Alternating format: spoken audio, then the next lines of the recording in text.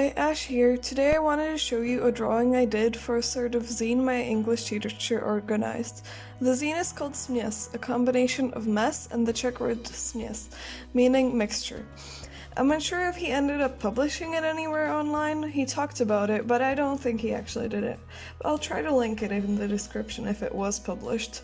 Basically, the zine didn't have a theme. We were allowed to do whatever we wanted as long as it included text we wrote in English and some art. I chose to do a piece of my Killjoy OCs, who are characters in the Danger Days universe. Danger Days itself is a concept album by My Chemical Romance, as well as a comic by Gerard Way and Sean Simon, called The True Lives of the Fabulous Killjoys. Now, I'll be talking about some spoilers, just a little bit, but I'll put the timestamp on screen in case you want to skip. So the universe is basically a post-apocalyptic California, where most of the world known to us is this radioactive desert, and then there's one kind of sci-fi-ish city, but it's controlled by a corporation called Better Living Industries, BLI for short. The rebels who don't want to be controlled by them, they run away to the desert, and they call themselves Killjoys.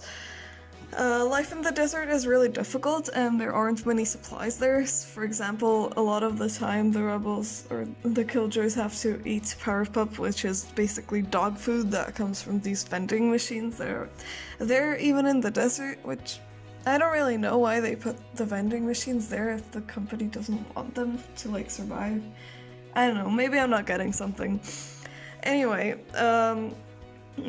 the Killjoys are hunted by these agents of Better Living Industries called Draculoids, or Dracs for shorts, and Scarecrows, which are also agents of BLI, except they're more sentient. Dracs are really brainwashed, and Scarecrows are only a little brainwashed.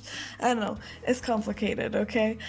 And the Killjoys are called the Killjoys because of basically these four people who, basically they protected the girl who is kind of they call her a missile kid, but only sometimes, and she's basically destined to save the entire desert and to be the savior of the Killjoys because she's a bomb and stuff. I don't know, it's complicated. You can read the comics.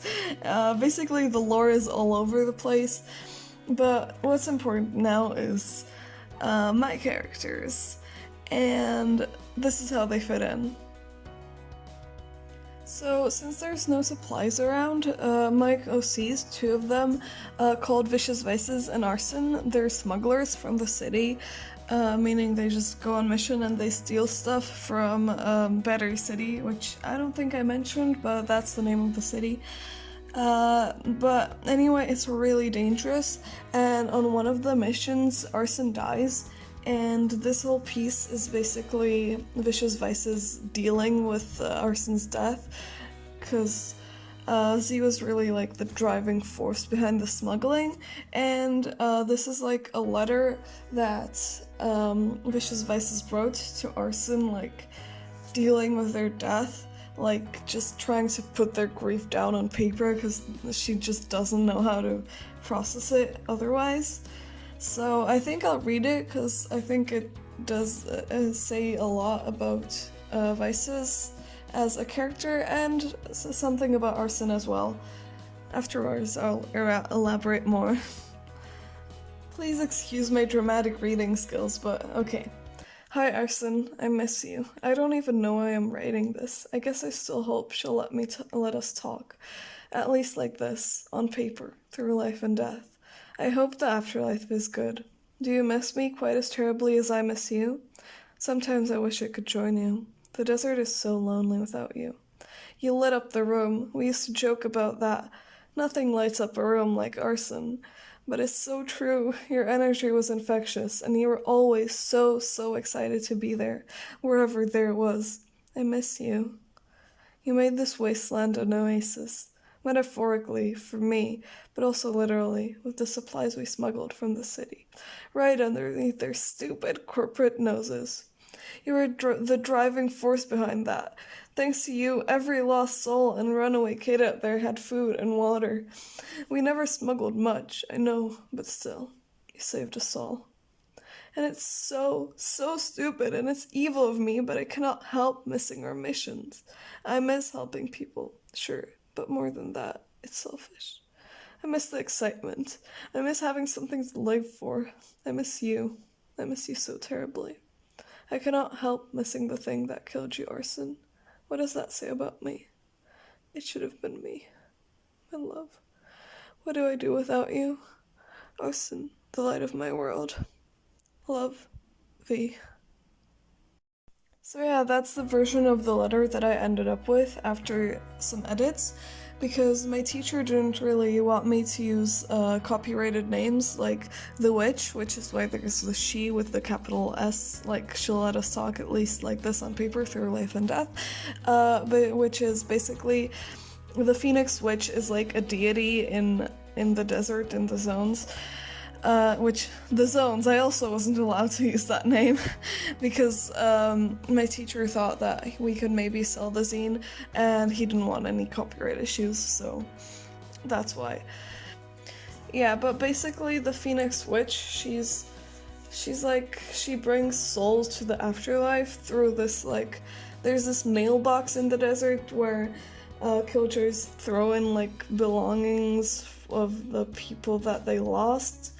It's a little blurry. As I said, the lore isn't entirely clear since we're trying to find it out from a couple of music videos, some like very vague lyrics, like it doesn't really pertain to the story of the songs, TBH. Like the songs are bangers, like I love Danger Days, don't get me wrong, but there's not much plot in there. And the comic is basically set after the girl is like grown up, when she's like 18 or 19, and the actual like killjoys part, the one where the killjoys are still alive and they die protecting the girl, that's during the music videos, which, yeah, it's music videos, you can't really guess much of the plot from there. So obviously Vices is the one who's lying on the ground here really sad and having written the letter.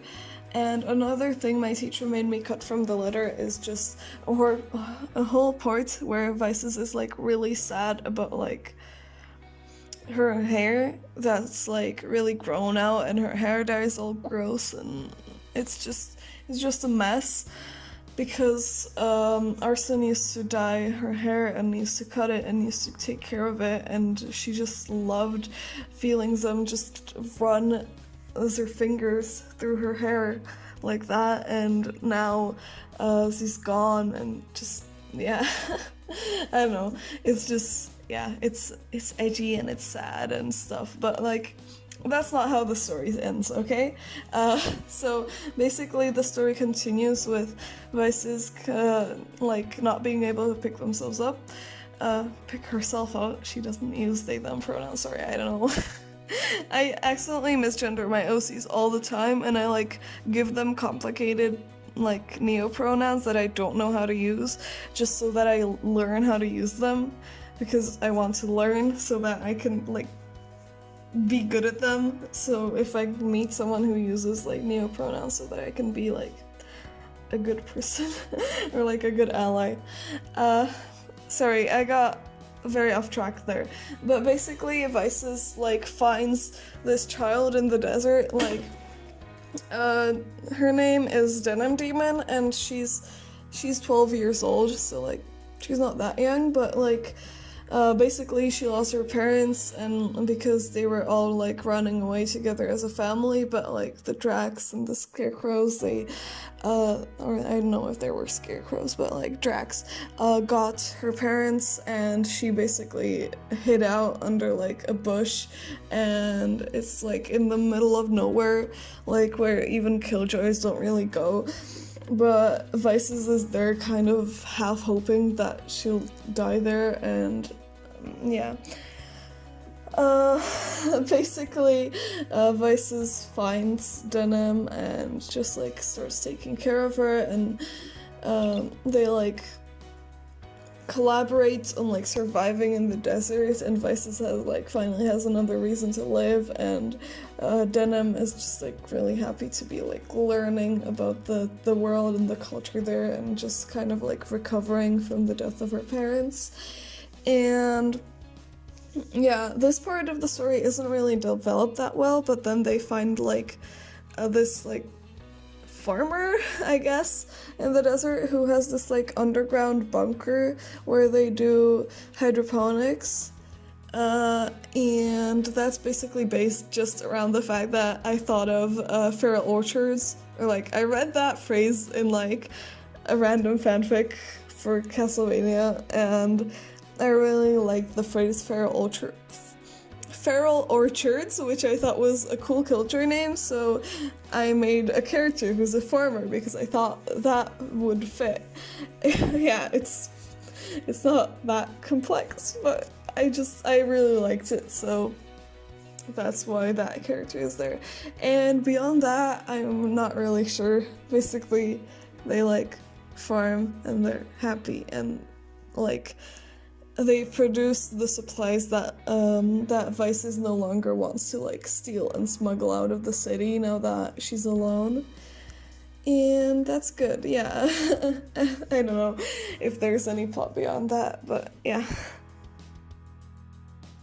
Also, I'm very sorry, but I lost like a lot of footage. Like, not lost, I just didn't record it because basically, because it was for school, I was on a time crunch and I was finishing this the first day of the holidays at 5 a.m. because we were leaving to Denmark that day and I just couldn't sleep because I was so excited and so nervous about it. So I just finished the school project that I otherwise just would have left unfinished, which I didn't want. Because I genuinely like this and I care about these characters and this drawing, but I just didn't have time before that, so at 5 a.m. I really was not thinking about starting my recording software. I'm so sorry about that.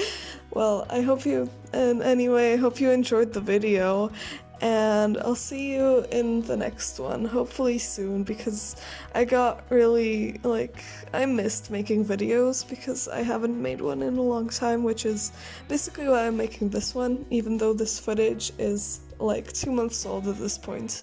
So, yeah, bye!